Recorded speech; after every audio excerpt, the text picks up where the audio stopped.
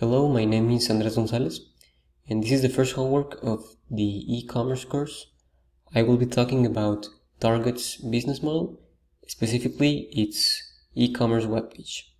First of all, its value proposition. They have a phrase which is expect more, pay less, meaning that you will get high quality products for a low price.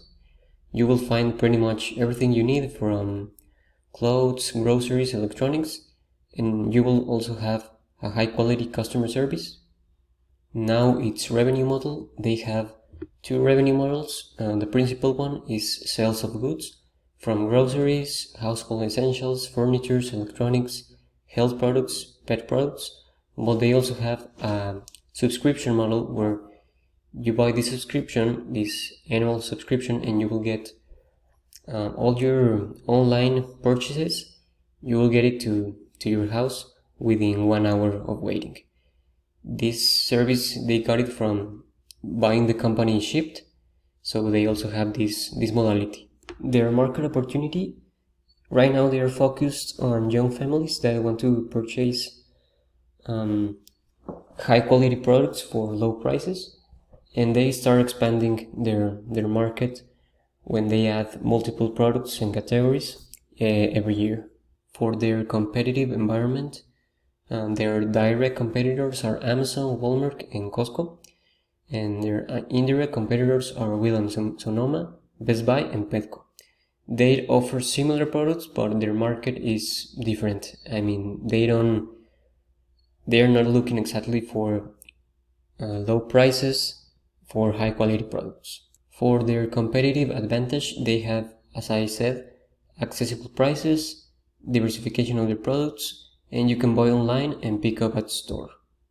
Now for their market strategy, they have a red card program where you have discounts for every purchase, and they also invest a lot in technology for their e-commerce website. They constantly open new departments depending on what the market is telling, and they have a lot of promotion in social media.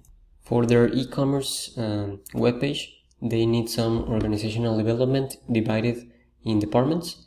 First of all, shipping, marketing, finance, and an IT department where you need full stack developers, UX experts, and of course analytics experts. The management teams need to be able to adapt to market changes, have an innovative mentality, analytical skills, customer-centric abilities, and be able to be very good at operations. Their main area of opportunity might be their competitive advantage. They might need to get better at business operations because they lower their costs. They don't have a lot of inventory, so when they have problems with certain products, they don't take a lot of time to manage these issues. And also they could diversify a little more their products with a lot more of brands and high quality.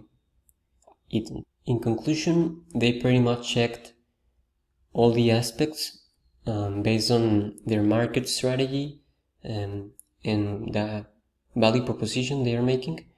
They are very complete on this part. So that might be all. These are my citations. Thank you.